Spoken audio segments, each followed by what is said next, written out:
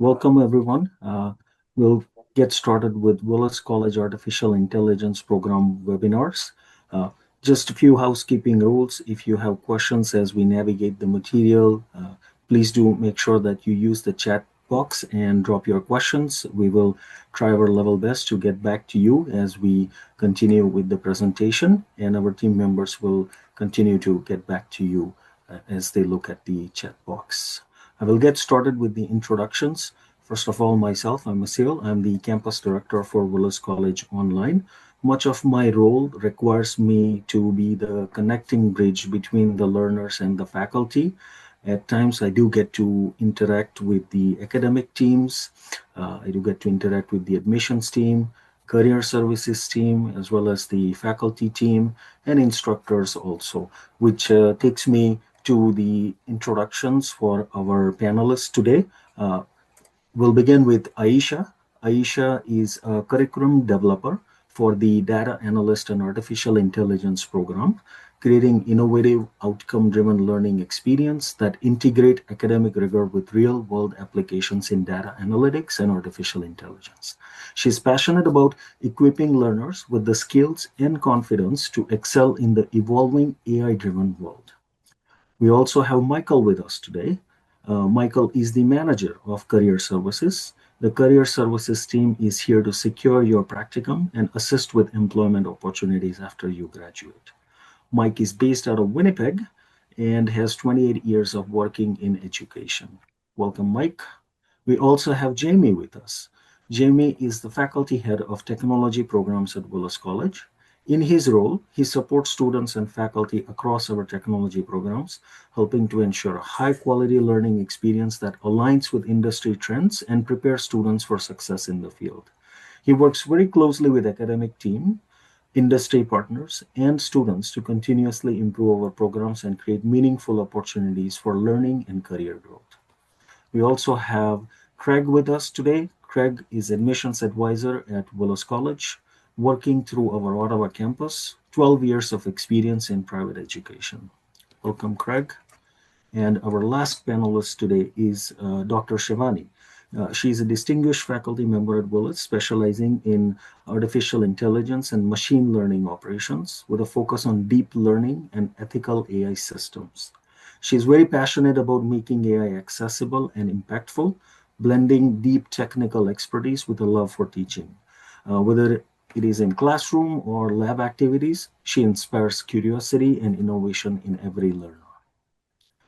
So, as you all are familiar with the panelists, we'll continue with our presentation. As we take a closer look into the programs, I request all participants to use chat option and type your response about what do you think when I say Sophia? Who or what comes to mind when you hear Sophia?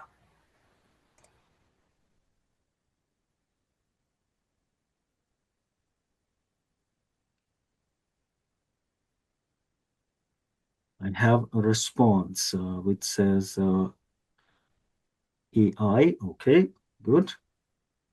Thank you, Rachel. Any other responses from the participants?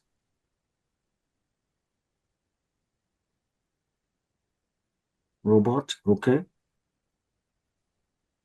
Clueless, okay. Wisdom.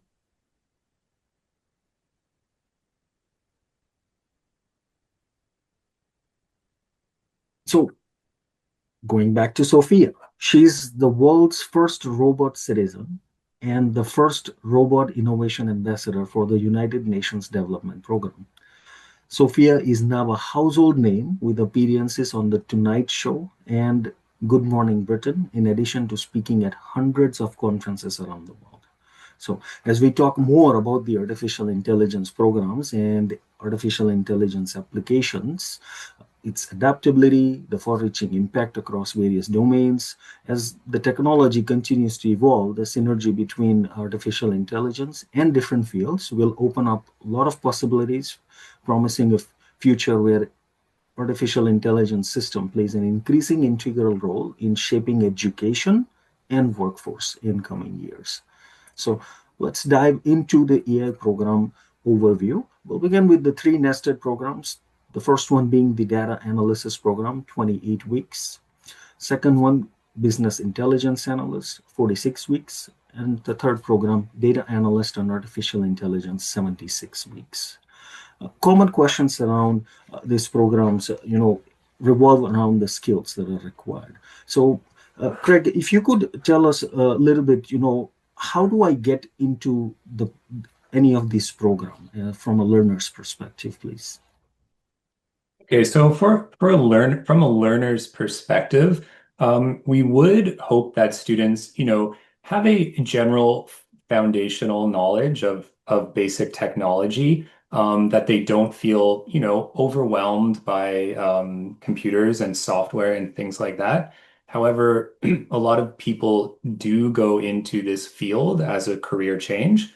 So we have people coming from backgrounds like banking, accounting, healthcare, logistics.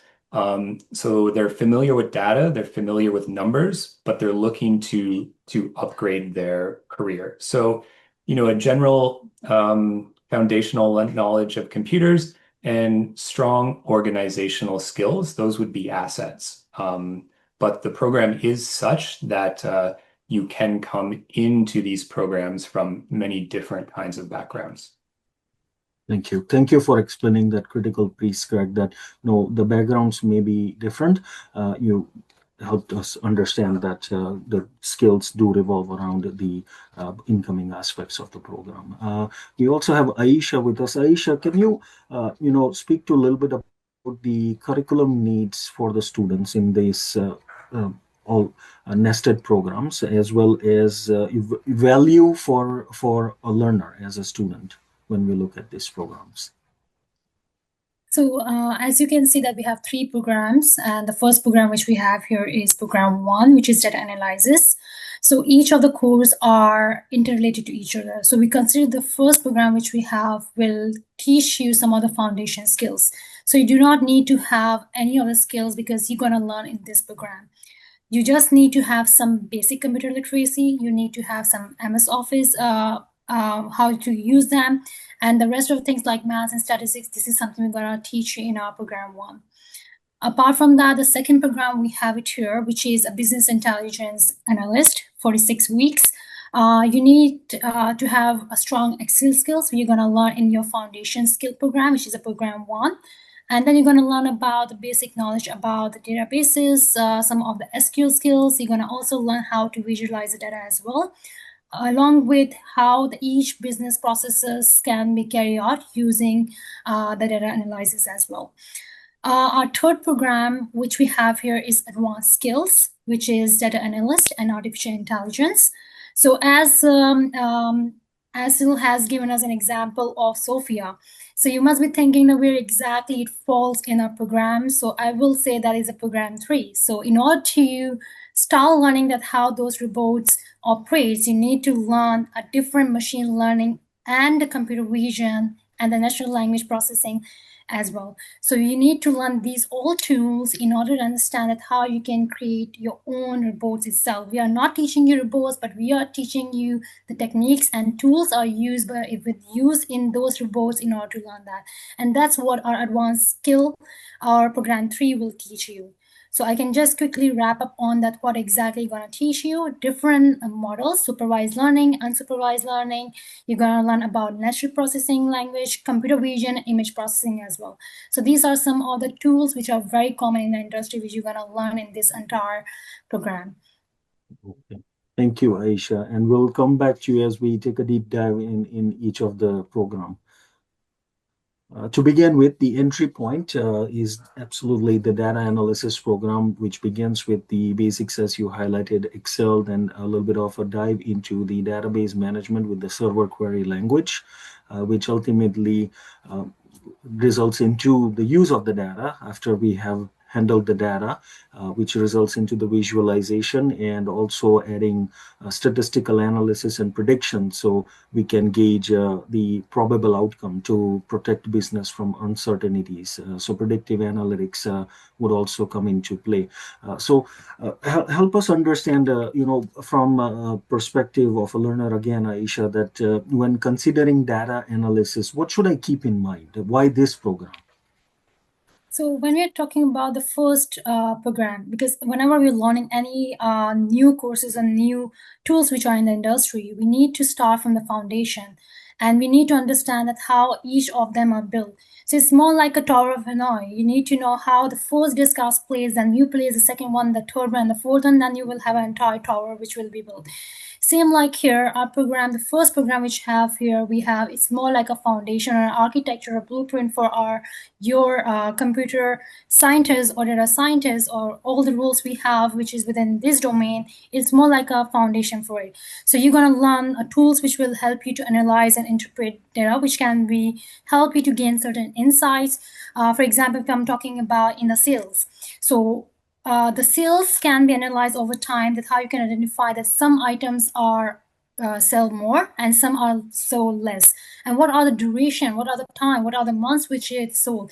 So we need to know the basic of it, that how we can use these tools in order to analyze those data set, and then we can identify or make certain decision for our organization.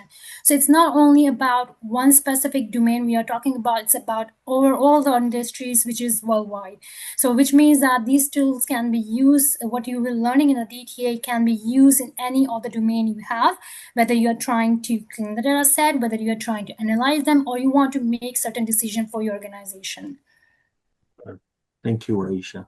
I see a couple of questions coming in. I think it's about the Python programming class. We will answer that as we look into the business intelligence analyst program. Looking into this piece as well, Python programming and data wrangling, working with the data as unstructured data takes a lot of time to get it to a point where it becomes usable. So that's the piece that most of the learners will have to take hands-on when they are learning this in the business intelligence analyst program, and creating stories after the data has been cleansed to pass on the message to users as well as prospective customers and so on. Also, advanced SQL, working with different data sets requires different skills, that can be time consuming, but knowing the right tools that are included in the program will allow learners to advance in those pieces and automate the processes as well. Further introduction to the AI intelligence with a little bit of, touch point on the applications of the artificial intelligence, definitely chatbot being one of the most popular one nowadays. Even the federal institutions, as we see, Canada Revenue Agency is also using chatbot Charlie to answer most of the basic questions. So, Aisha, if you can answer some questions around again the connecting bridge from the data analysis to the BIA, and a little bit about the Python programming class. Some questions, is the training difficult? How difficult is it? And how can we, look at it again from a learner's perspective, from building on the previous program? Okay. So first of all, about our business intelligence programs, which is a midpoint. So as we said that it's all interrelated. So in first program, we're going to learn more of the basic of SQL, Python. When we move to our second program, it's more advanced tools which you're going to use. You're going to use some specialized tool as well to create certain dashboard. We can also help you to gain certain more insights into it.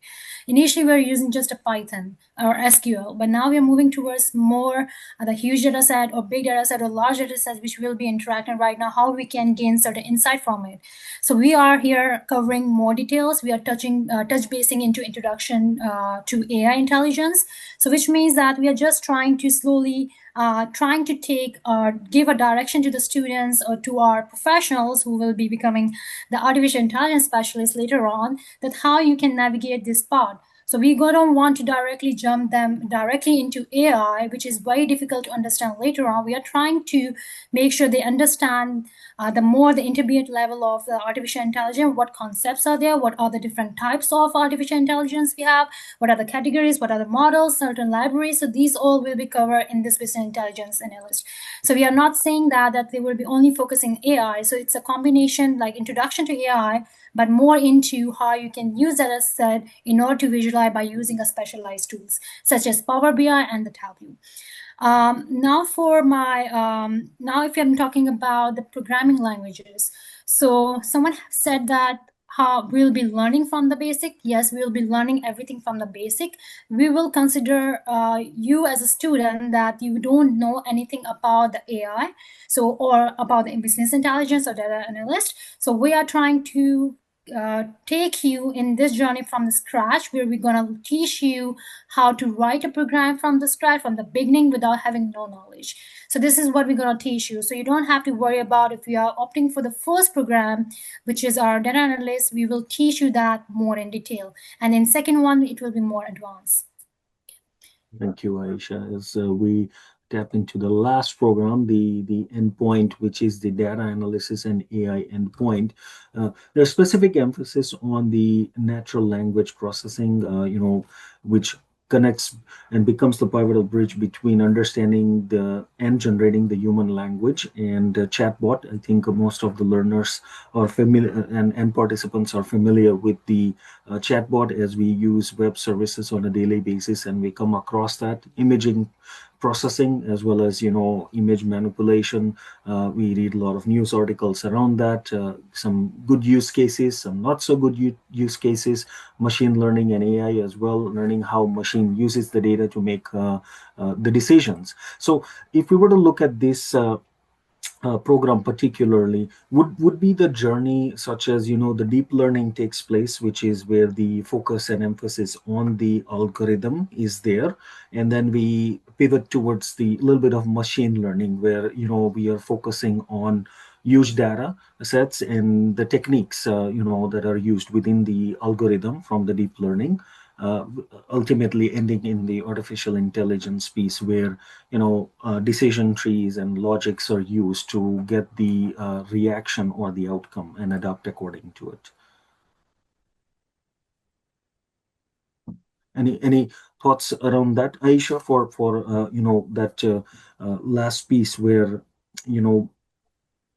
what would be essentially the guiding point when making the decision for whether the previous program is much of a realist, good option for me, or the endpoint, considering the whole program? So I believe that's the endpoint which we need to focus more on, because as I said, it's a more like a path and direction. We haven't reached that path yet. So those were your early stages and the mid stages. In order to have a complete overview of it, like how actually the AI works, we need to take the data analysis and AI course, which is mainly about how we can use the AI modules in order to make more informed decisions. So for example, I'm talking about the MasterCard. So MasterCard just announced that they are using AI to double check the speed of that how many fraudulent activities have been carried out. So we are only talking about not doing it manually rather than using Excel or maybe using Python. We want to speed it up. We want to automate it.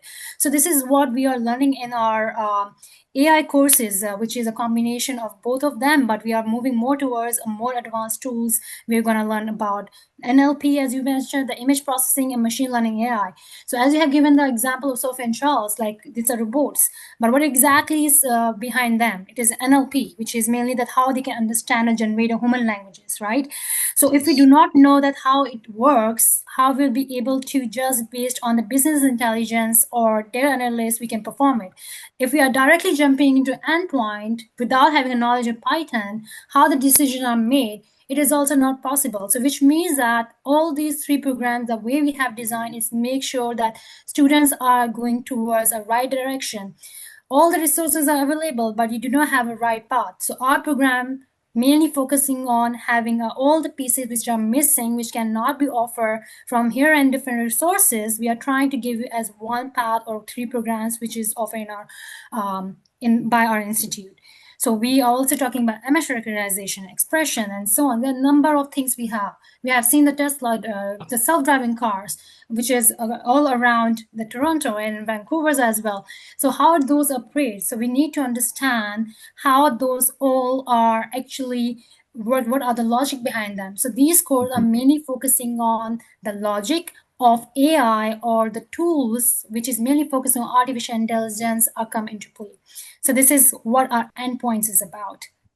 Thank you, Aisha. And that does answer one of the questions that was from one of the participants regarding tasks to be done by the AI. But you explained that it is the natural language processing that adds the desired outcome, and not just an output, but the desired output. Yes, and That Asil, I is would the like to continue on that question. Basically, what he's saying, the automizing it. So if all the tasks are done artificial intelligence, we say that humans need to be in the loop. So we cannot trust entirely the AI. So which means we still need an expert who can identify whether our AI model is making informed decision or not, whether it's considering it's being biased, either way based on the gender, age, or maybe a state itself. So we want to make sure as a human that we have a basic knowledge of what exactly is there. And that's what our program is teaching.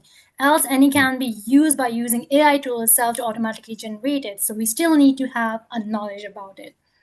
Thank you, Aisha. And a couple questions in the chat. Is it possible to get the recording? Yes, we can share the recording link. We aim to keep it between 45 to 60 minutes. So we don't have much content as we pivot through. So just stay with us and ask questions as you go through the material with us in the chat box. That brings me to next slide, which is about real world projects. We have data analysis as a program, BIA, and data analysis and artificial intelligence combined together.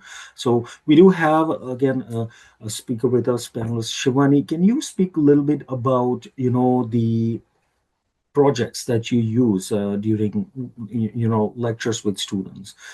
If you can give examples for data analyst, BIA, and the last program, data analysis and artificial intelligence, to provide a little bit of overview to the participants that what happens when, how the magic happens in the classroom regarding it. Absolutely, Asim. So if you notice, data intelligence is about deriving intelligence from data, collecting the data, analyzing the data, transforming the data so that you can extract actionable insights.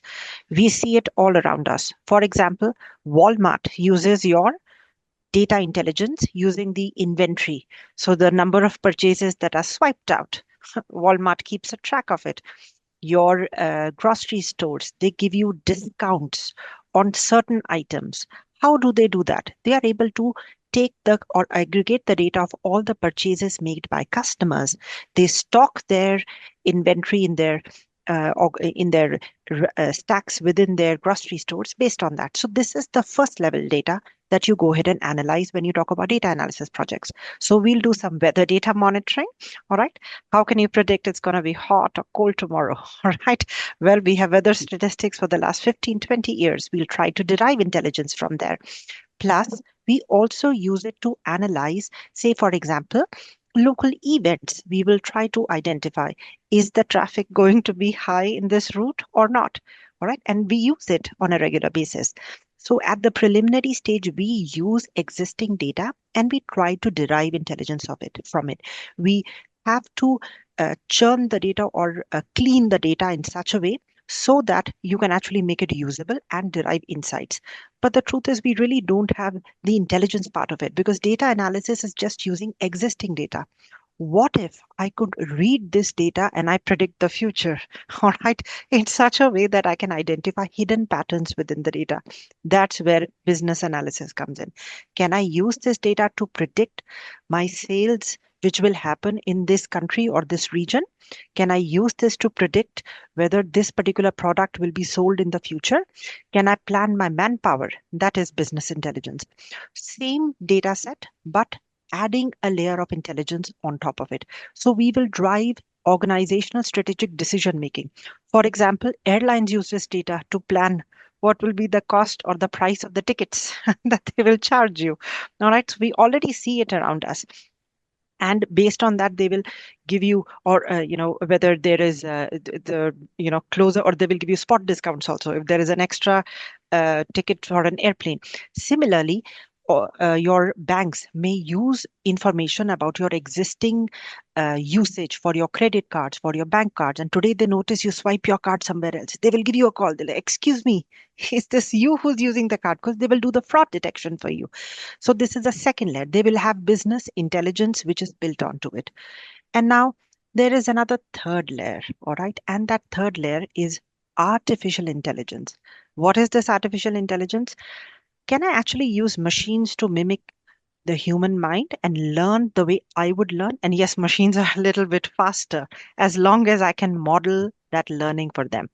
In fact, we actually do use that. For example, the autonomous cars all around us, or your spam messages being checked in your Gmail.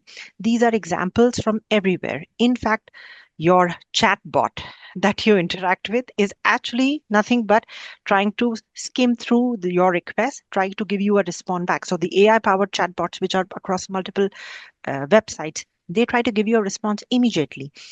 Even in manufacturing, you use AI powered bots. They actually adjust. In fact, they plan what all products they will make. They do the quality and defect detection using AI. And we apply it even for detecting objects automatically, which is artificial intelligence. And with the world is an open slate because AI can be applied in every single facet of our lives. Thank you, Shivani.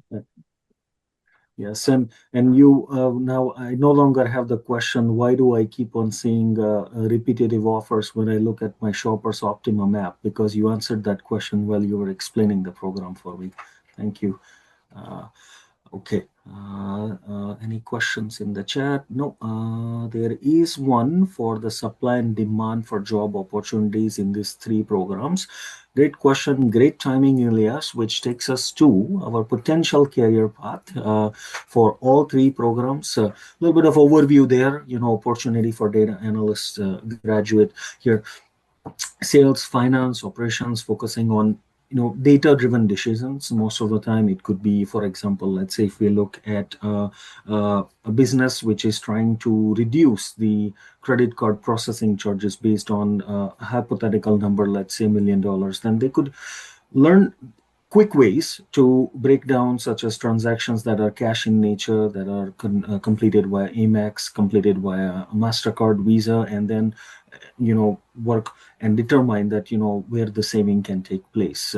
Same goes with other programs, with business intelligence analysts, research. One of the trending fields, as we have looked at a couple examples, government usages also for the artificial intelligence, and how data can be used to make those decisions to achieve the organizational long-term outcomes.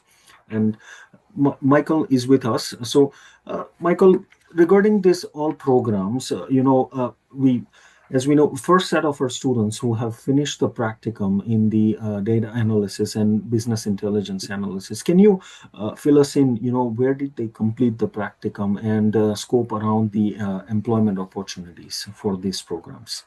Yeah, absolutely, Asil. There's clearly a huge demand, a market for people who have earned or learned these skill sets that we've discussed and taught.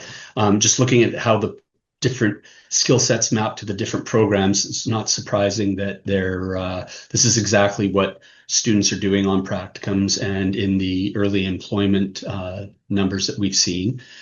There's actually 9 different sectors that are represented by practicum hosts and employers. So, when I was preparing for tonight, I was looking at all of our partnerships and where students have gone on to work. Agribusiness sector, IT services, the environmental sector. There's some really neat practicum opportunities that have come up there. Students are doing incredible things. Social services, healthcare, finance and insurance, education, marketing, and general consulting. So we've got a number of different organizations across a wide variety of sectors that have really been impressed with the caliber of student that has been coming out of the programs. Thank you. Thank you, Michael. And some other questions, I believe, if you can speak to a little, you did touch on it. There is a question regarding mining industry. Aisha, are you able to uh, address that? Like, how can we establish a connection from the learning outcomes and the environmental sciences potential usage somewhat around those outcomes? For the mining industries, so I'm not sure that how they're gonna use it for the mining industry. So whether it can be robotics or it can be. So if he's talking about in terms of data analysis, obviously these two programs which will help him. But in case if they want to use some the robotics in the field, they can use it, but it's depend on what type of tools and what type of depth they are required. But I'm not quite So familiar with the mining industry. If I, someone else can. yeah, Aisha, I think I've seen at least 3 applications, and I realized that some of the websites we use do offer those insights. We Okay. use it for predictive maintenance. So preventive maintenance within our equipment in order to, based on previous statistics, we predict if this machine is going to stop working in the future, we use it. We use it for geographical mapping. All right. So we look at the So for example, certain areas may be more lucrative for mining certain types of materials. All right. But if other areas have those specific features, can they also be candidates? So we do geographical mapping. We check the composition of those areas. I have seen research also that is done where they do the soil analysis, etc., to region wise to be able to identify. For example, Russia is an area where there is lots of petroleum and all those different kinds of. So we use it for mining, and we also use it for um, uh, checking on environmental risks that your mining imposes. So what they do is they go back and they take small samples from existing. So I've seen it being applied in mining, and they do it for predictive analysis. I think they also use a little bit of AI to do the geographical identification for regions. Then they apply for licensing based on that. All right. For example, I know the Niagara, the the entrapment area where we don't do any construction. All right. There's an entire area in the Ontario region, and we don't do construction in anticipation of the endangered species. So previously, when they had done construction, they have certain endangered species like the salmon, etc. They died. So now we don't do that. So mining also has similar type of applications. Thank you for addressing that, Shivani and Aisha. One another question around the coding course. Aisha, can you answer that? Does all three programs, where do emphasis lay on the coding aspect as we navigate the journey? So for coding aspects, all three programs have a Python, and this is what we are mostly focusing on. So we will teach you from in the first program, we're gonna have a basic of it. The second one is more advanced, and third one is more into the frameworks we have for the AI. So we're gonna focus on the libraries such as sklearn. We have Matplot for the visualization for the second program, and then we're gonna also focus on TensorFlow and the torch and so on. So different libraries have using a Python, but the way it is used is different depend on whether we are shaping the data set, whether we are trying to visualize them, or whether we are trying to train our model based on specific identification, whether it's image detection or anything else. Thank you. Next slide, we'll take a look at again tools and application. We have shared a lot of use cases. Shivani spoke about the use cases. Aisha provided some context to the languages. Now, just one to put it all together, to touch on the aspect of the library that are being used, TensorFlow, and so also statistical piece. If you both can just provide a little bit of context, Aisha and Shivani, that why is this important? If I have to know only this Excel, SQL, Python, or machine learning libraries, why is it important from a learner's perspective for me?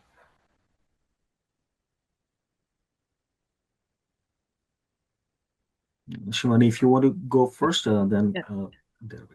Yep. So when it comes to handling data, we need to use whatever is available to us. And Excel is like a foundational tool. All right. You can expect every enterprise to have Excel. All right.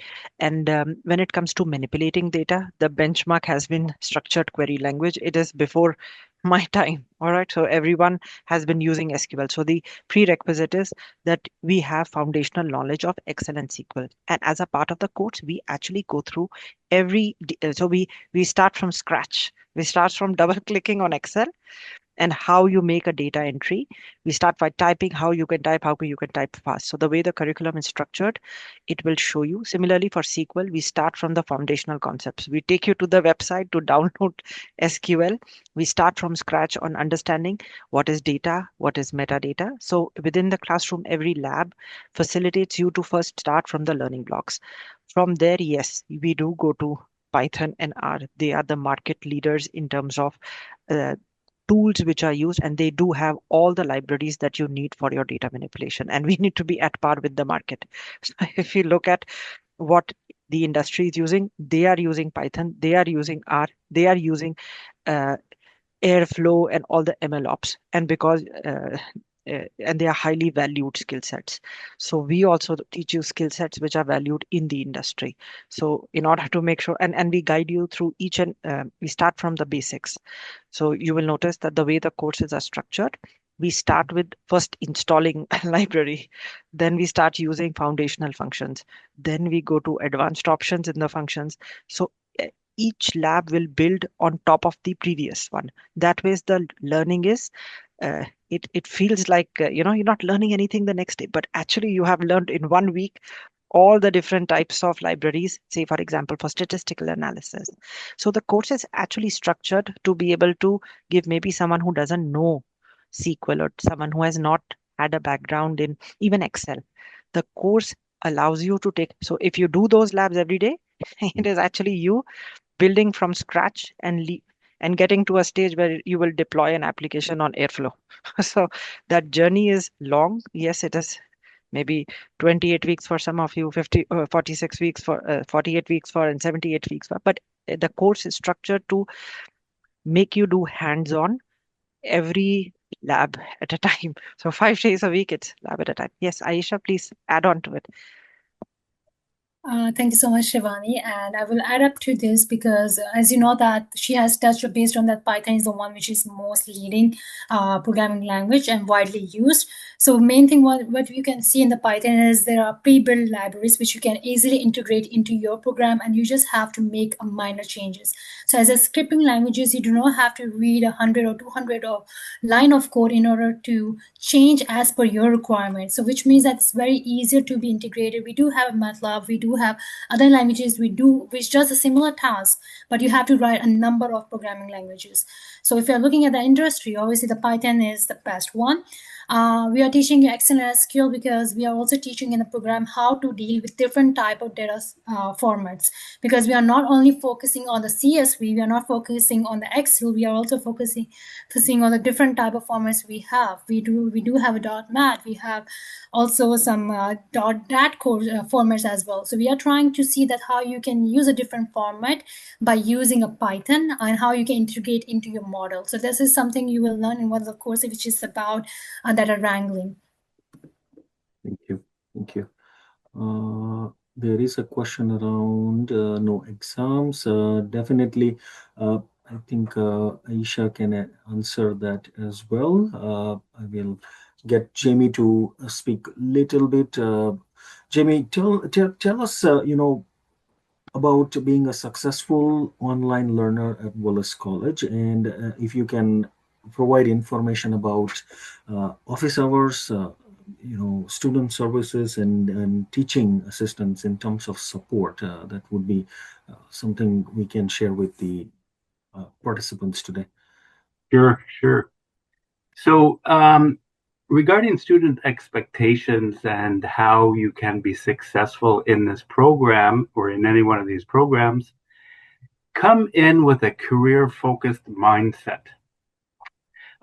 You could tell by today's discussion, you're going to be learning what is required to be successful in that job. So our projects and all of the assignments, they're hands-on work that are industry relevant. Okay, so that's one thing. Come in with that mindset. Come in with a commitment to a full-time learning. What I mean by that is expect to spend at least between 20 and 30 hours a week in these programs. They're considered full-time, so they do require that type of commitment from the student. Another thing is be comfortable with technology. We don't expect when you come in to have a significant background with computers or anything like that. Just be comfortable with it. Don't be scared of it. You're going to be, using a computer throughout your journey. You're going to be navigating various online platforms in our LMS Moodle system, cloud tools, and etc., spreadsheets, and the list goes on. So just be comfortable with that. Be willing to learn. There's going to be an element where you're going to have to exercise your critical thinking skills. So get in that mindset where you're going to be looking at problems with a critical thinking mindset. Obviously, students coming in, we have that expectation that professionalism in class and towards your peers and instructors is very important. Self-motivation and time management. Again, these programs are busy. There's lots of work to do, so you'll have to be dedicated. And some of these courses are pretty intensive in nature. So those are some of the things that in terms of your mindset that you'll need to come in to be a successful student. Now, having said that, we have a significant support system here at Willis, and we're really proud of it. We have, you'll have in your class will be held over Zoom, very much like today. It will be a Zoom environment, with the exception that you will be able to see all of your classmates and your instructor, and you'll be able to interact with them. You'll be able to answer questions during your live class environments. Instructors have what are called office hours. Those are hours over and above class time. So there's 4 lectures a week, but the instructor is also available after those hours or beyond those hours to offer one-on-one support. We also have teaching assistants in the program that are available outside, again, of class time to offer students support who are struggling. We have a student services coordinator who is just excellent at keeping students on track with their targets when it comes to academics and attendance. And we have things like we have an app. It's called the Keep Me Safe app. It's an app that's available to students free of charge who register at Willis, offering things like 24/7 mental health supports and counseling, amongst many other things in that app. Thank you, Jamie. And Craig, handing it over to you. So what do I need to do to enroll? Is it I make an appointment with you? You'll let me know when the next start date is. I believe October 6th is the earliest that I can enroll. That's right. So if you like, Asil, I can share my screen quickly and I'll just take about 5 minutes to sort of give a general overview of what students can expect with the admissions process. So let me get my screen orientated and let me know if so is everybody able to see my full screen there? Okay. Yes. And I'll try to address some of the questions in here, a lot about schedule and practicum and things like that. So if you are in this webinar, you will have, or you very soon will receive an email and a text from one of our admissions advisors. So that would be myself and one of my colleagues. And the role of the advisor is to determine your program of interest and your suitability. So do your goals match up with with what the college can deliver in terms of an education and a career. Okay. Their job is to then review the program details again. So everything we looked at today, we're going to take a deeper dive with you to make sure that you fully understand the schedule and the content of the course. Okay. The next thing we're going to do is qualify you for admissions. So help you to actually apply for the program, register for the program, and prepare you for study. So what we should be doing is we're working with you right up until about 30 days after you've started. Then we've sort of done our job as admissions advisors, although we stay on your file. But that's our basic role. So the process would be, first of all, an interview. So if you have received an email or a text from one of our admissions advisors, reply to them and ask them to set up an admissions interview to talk about everything that we've reviewed today and what your goals are. Okay. You apply for the program. Once you are qualified for the program, we will connect you with a financial advisor. Their job is to take you through all of the funding options and eligibility for you to be able to go to school. Okay. And then you come back to admissions, we complete the registration, and you start getting started for a successful program. Okay. Just as Asil mentioned, these are the 3 programs in this faculty. A few people were asking in the chat if they have to redo each program. No. What we are saying with nested programs is that if a student takes the Business Intelligence Diploma program, it is going to cover all of the data analyst diploma content in this program. So there would be no need to retake that content if you started with the Business Intelligence program. And for data and analyst and AI, it's going to contain the previous diploma content for those 2 programs as well. An option that students keep is, let's say they started the data analyst program, they found a lot of success in the course and they want to continue learning. They let their admissions advisor and their financial advisor know that they would like to continue their studies. Their studies would not be disrupted. We would help them to transition and continue with the business intelligence students. So I hope that clarifies that part. You're not redoing any material. A lot of people were asking if they can work and study. So like Jamie said, this is a full-time schedule, but it is a flexible schedule. So is there a scenario where somebody can work full-time and go to school? Yes, there is that scenario, but you should talk to your admissions advisor about, how many hours are you working per week? Do you have young children? What are your other obligations? So we can make sure that you can commit those 25 hours of work per week to your studies. The way it works is 20% of the program is synchronous. So just like this, you are online with your instructors, camera on, microphone on, interacting.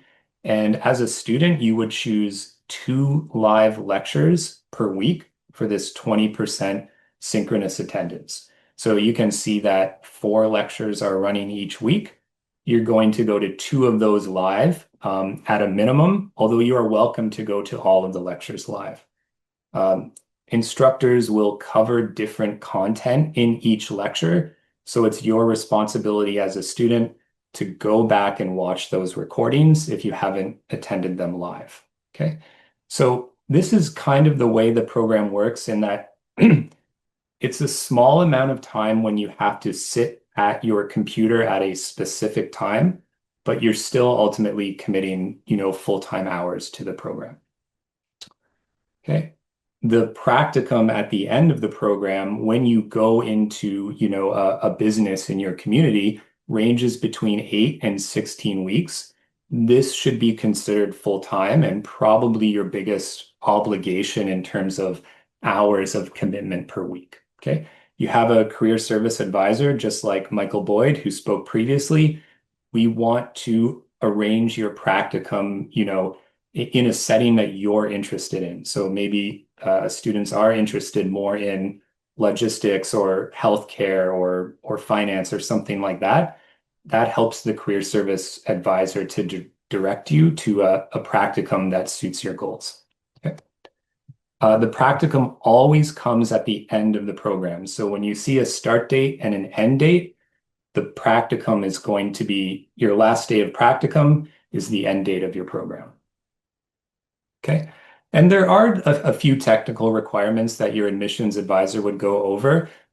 We won't get into too many details, but generally speaking, an up-to-date computer with a Windows operating system and a pretty decent amount of RAM so that you're able to handle all of the program content successfully without, crashes or delays or anything like that. Okay. For admissions requirements, which Asil mentioned earlier, these are broad categories here, and your admissions advisor will help you to drill down on these. But generally, 3 categories: completion of Canadian secondary or post-secondary education, proof of that with your admissions advisor, overseas post-secondary education with a WES or ICAS credential. So those are the accrediting bodies within Canada that can certify that overseas education, or a mature student general skills assessment. So your admissions advisor would be able to set you up with a mature student entrance assessment, and there's no fee for that process. Okay. So going back, you will have information in your email or your text from one of our admissions advisors. You can schedule to meet them by phone. You can schedule to meet them on Zoom if you want them to share their screen. Or if you live in Ottawa, you can schedule that meeting on the Ottawa campus. Okay, so I'll send it back to you, Asil. And if there are any admissions questions, I'll take care of those in the chat. Thank you, Craig. I will just add the email information in the chat so that way any participants who have questions can send an email. I will go to the Q&A. I believe one question was already answered. How can we ensure AI is ethically and responsibly used? I think that was answered. And the other one we have is how can this course help to become an entrepreneur or help to improve management skills? And Mike, you can add on to this piece as I answer this. For most part, depending on which program you have selected, but if we start with the very first program, data analysis, it could really come into play even from a perspective, let's say, if you are considering to open a bookkeeping business, but you now have an advanced knowledge of how to use the data, which is usually from Excel, and then you can import it into QuickBooks Online, and then you don't have to do the redundant tasks. That expedite is how you handle the data. Another perspective could be, let's say, if you're thinking of a collections agency. In that case, how are you utilizing the data that is made available to you, and whether the phone calls generate more activity, whether collections happen, and so on. So as you navigate through the course journey, there's always an aspect to it, but it also comes from the environment you have had previous exposure to it. I'll hand over the floor to Mike to answer or add to that if there's anything. Yeah, I mean, to extrapolate on what you were just saying, Asil, one of the there's a lot of really interesting practicum experiences that we've had with these early groups that have gone out. One organization, Fingerprint Leadership, they're sort of a pure consulting company, and the projects that are related to that particular practicum are all internal for them.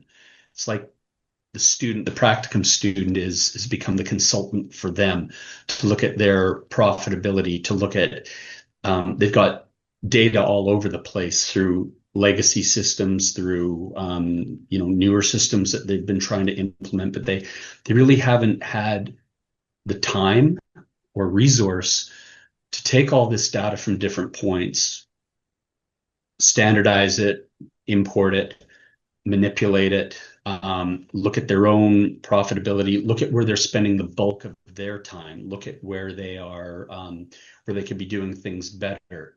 So that's actually a real world example of what a, technically speaking, still a student is doing for a consultancy, helping them become better managers, not from a human resource perspective, but from um, a business-driven requirement perspective. Thank you, Mike. Appreciate you adding that context to it. And one question we have is, do we get support with computer for studies? I will hand this over to Craig. He should be able to share more resources in terms of the support around the computer during the process. Yeah, that's right. So our admissions advisors, depending on where students are living, do have good resources for sourcing a computer that meets the technical requirements. So what we would first do is have you as a student add some details about your current computer, and we can come back and say either all you need to do is an easy home to pro upgrade, or we're going to need to look at a different amount of RAM or hard drive. So you let us know first what you're looking with, and we will come back and advise about whether you're going to have to source a new computer or we can help you do a few upgrades, and we can direct you on where to do that. Thank you, Craig. I see Jamie has answered question regarding the each day. Yes, it is 2 hours. And you will usually see the preset of links which use the Zoom links, so you are easily able to join the classes via LMS environment. As we near the end, I would like to thank all the participants. We have still 2 minutes to go. If there are any leftover questions, I will once again share the email addresses. Please do reach out. Do not hesitate. That way we can answer questions around that. And I would like to also thank the panelists today, Craig, Mike, Jamie, Aisha, and Shivani for taking time to address questions and join us today for the session. Craig, a question did come in about MacBook. What about the newest MacBook? No, so a student would not be successful in this particular program with a MacBook. So they would have to look at some other alternatives. Yeah. Thank you. I think so, Asil, I can add into it. So for example, we are Sure. using one of the tool, which is a Power BI, which can only be used in the Windows. So if you're using that specific program, you may need to switch to Windows at that time. So it's better that we are only focusing on one operating system rather than keep changing for each courses. So that's why the Windows are essential. Else, if you have any other options for that, then it's not an issue. But for this program, we will suggest you to just stick to one specific operating system, which is Windows. Thank you so much. And then that also makes sense because the sequence for using Microsoft Excel on MacBook is quite different than the command prompts that we use on Windows. So that would also create some confusion around getting the work done. I appreciate you explaining that. I think there are no more unanswered questions. With your permission, Craig, we can officially end the event. Great. Okay. Thanks, Asil. Thanks, everybody. Thank you.